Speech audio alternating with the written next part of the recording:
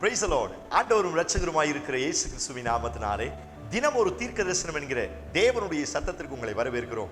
தீர்க்க தரிசனம் என்பது தேவ ஆவியால் அருளப்பட்ட அவருடைய வாக்குத்தத்தமான வார்த்தைகள் மாத்திரமே. இந்த நாளுக்குரிய தீர்க்க தரிசனமான வார்த்தைகளை வாசித்து நாம் செபிக்கலாம். மார்க்கு 12வது அதிகாரம் 10வது வசனத்தை நான் வாசிக்கிறேன். வீடு கட்டுகிறவர்கள் ஆகாது என்று தள்ளின கல்லே மூளைக்கு தலைக்கல்லாயிற்று, அது கர்த்தராலே ஆயிற்று. ஆமென். Praise God.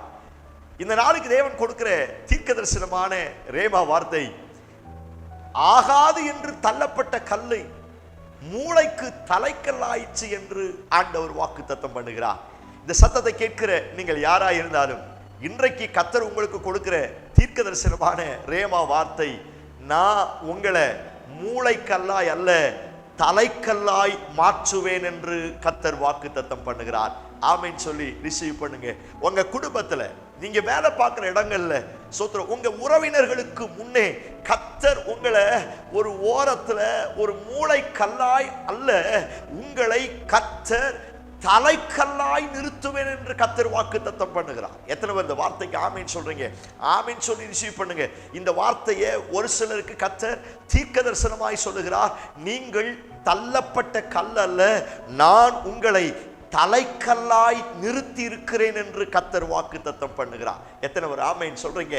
எந்த இடத்துல யார் உங்களை தள்ளி போட்டார்களோ, யார் உங்களை தூக்கி எறிந்தார்களோ, அதே இடத்துல கர்த்தர் உங்களை தலைக்கல்லாய் ஸ்தோத்திரம், உங்களை தான் ஒரு மெயினான பார்ட்டா ஆண்டவர் பயன்படுத்த வல்லமையுள்ளவராய் இருக்கிறார். எத்தனை ஒரு ஆமென் சொல்றீங்க?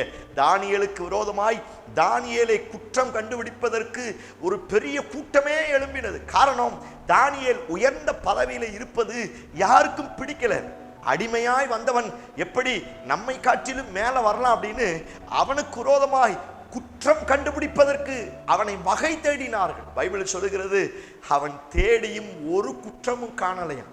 செபிக்கிறத தவிர சோத்திரம் அவங்க பார்வையில குற்றமா எதுவுமே கண்டுபிடிக்க முடியல. அவ்வளவு பெர்ஃபெக்டா இருந்தான். சோத்திரம், செபத்தை வைத்து அவனை எப்படியாவது கீழே தள்ளிடலாம், அவனை அந்த சீட்ல இருந்து இறக்கிடலாம் அப்படின்னு சொல்லிட்டு பல உபாய தந்திரங்களை கொண்டு வந்து தானியேலுக்கு விரோதமாக எழுப்பினார்கள். ஆனால் ஆகாத தள்ள யார் அந்த கல்லை தள்ளினாலும் மூளைக்கு தலைக்கல்லாய் கர்த்தர் மாற்றுவார்ல. எந்த சிங்க கெபியில தானியேலை போட்டானோ அதே ராஜா வந்தார். தானியேலே, நீ ஆராதிக்கிற கர்த்தர் உன்னை காப்பாற்றினாரா? நீ உயிரோடு இருக்கிறாயா? அந்த அளவுக்கு கர்த்தர் தானியேலுடைய ஸ்டாண்டர்டை உயர்த்தினார். எந்த எதிரிகள் சோத்திரம் தானியேலை கீழே இறக்கணும் நினைச்சாங்களோ அதே எதிரிகளுக்கு முன்னாடி கர்த்தர் தானியேல் என்கிற கல்லை தலைக்கல்லாய் மாற்றினார். ஆமென் சொல்லி ரிசீவ் பண்ணுங்க. உங்க சீட்டை இறக்கணும்னு விரும்புறாங்களா? சோத்திரம், யார் உங்களுக்கு விரோதமா குழி தோன்றாங்களோ, யார் உங்களுக்கு விரோதமாய் அநேக உபாய தந்திரங்களோடு வேலை செய்கிறாங்களோ அவங்களுக்கு முன்னாடி தோத்திரம், உங்க எதிரிகளுக்கு முன்னாடி சில துன்மார்களுக்கு முன்பதாக கர்த்தர் உங்களை தள்ளப்பட்ட கல்லாய் அல்ல தலைக்கல்லாய் மாற்ற போகிறார். ஆமென் சொல்லி ரிசீவ் பண்ணுங்க. ஸ்தோத்திரம். கர்த்தர் உங்களை தலைக்கல்லாய் நிறுத்த வல்லமையுள்ளவராய் இருக்கிறார். மொர்தெகாய்க்கு விரோதமாய் ஆமான் பல ரீதியில் எழும்பி வந்தான். எப்படியாவது மொர்தெகாயை அழிச்சிடணும்னு அவன் சொந்த வீட்டிலேயே அவனுக்கு விரோதமாய் தூக்கு மரத்தை ஏற்படுத்தினான். தள்ளப்பட்ட கல்லை புறக்கணியாத நம்முடைய கர்த்தர் அந்த கல்லை உயர்த்த வேண்டும் என்று திட்டம் பண்ணினார். ராஜாவுக்கு ஒரு நாள் இரவு முழுவதும் தூக்கம் வரல. பழைய புஸ்தகத்தை எடுத்து படிக்கும் பொழுது மொர்தெகாய் ராஜாவை காப்பாற்றினது ஞாபகத்துக்கு வருகிறது. மறுநாளே மொர்தெகாயை கர்த்தர் தலைக்கல்லாய் உயர்த்தினார். எத்தனை பேர் ஆமென் சொல்றீங்க? எந்த ஆமான் தூக்கு மரத்தை செய்தானோ அதே ஆமான் வாயால் ராஜா கணம் பண்ணுகிறவன் வாழ்க என்று மொர்தெகாயை கர்த்தர் தலைக்கல்லாய் உயர்த்தினார்.